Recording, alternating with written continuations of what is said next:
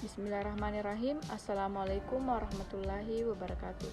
Perkenalkan, saya Mesita Aprilia dari Prodi Pendidikan Bahasa Indonesia semester 2. Baik, di video kali ini saya akan menjelaskan tentang upaya pemberantasan korupsi.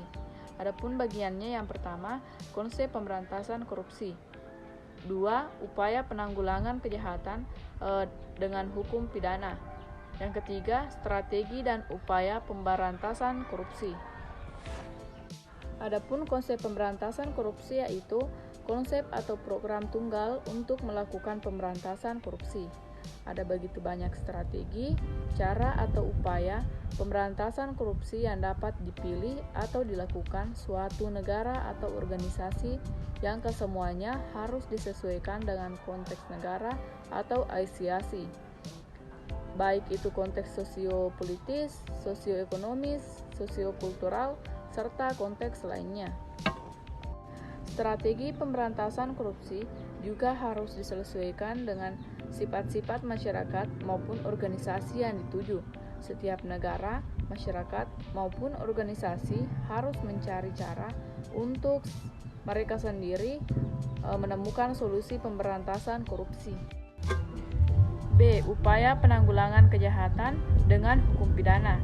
Yang pertama, pembentukan undang-undang yang tegas. 2. Penegakan hukum yang efektif. 3. Pemberantasan suap. 4. Pendidikan dan kesadaran masyarakat. 5. Pengawasan lembaga dan transparansi. 1. Pembentukan lembaga anti korupsi. Lembaga politik seperti politik yang berkuasa maupun tidak. Lembaga peradilan termasuk di dalamnya kepolisian, kejaksaan, dan pengadilan serta lembaga permasyarakatan. Yang kedua, pencegahan korupsi di sektor publik. Salah satu cara untuk mencegah korupsi adalah dengan mewajibkan pejabat publik untuk melaporkan dan mengumumkan jumlah kekayaan yang dimiliki baik sebelum maupun sesudah menjabat. 3. Pencegahan sosial yang pemberdayaan masyarakat.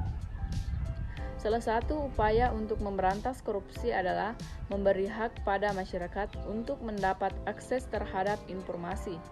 Sebuah sistem harus dibangun di mana kepada masyarakat termasuk media diberikan hak meminta segala informasi yang berkaitan dengan kebijakan pemerintah yang mempengaruhi.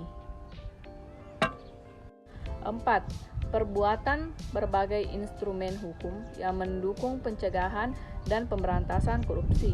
Untuk mendukung pencegahan dan pemberantasan korupsi tidak cukup dengan hanya mengandalkan satu instrumen hukum, yakni Undang-Undang Pemberantasan Tindak Pidana Korupsi, berbagai peraturan perundang-undangan atau instrumen hukum.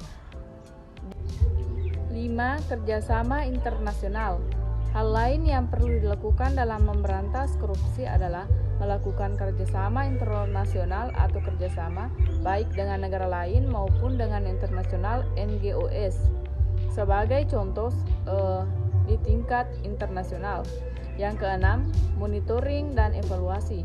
Ada satu hal penting lagi yang harus dilakukan dalam rangka mensukseskan pemberantasan korupsi, yakni melakukan monitoring dan evaluasi. Tanpa melakukan monitoring dan evaluasi terhadap seluruh pekerja atau kegiatan memberantas korupsi, sulit mengetahui capaian yang telah dilakukan. Dengan melakukan monitoring dan evaluasi dapat dilihat strategi atau program yang dilakukan. Dengan melakukan monitoring dan evaluasi untuk strategi dan atau program yang sukses, sebaiknya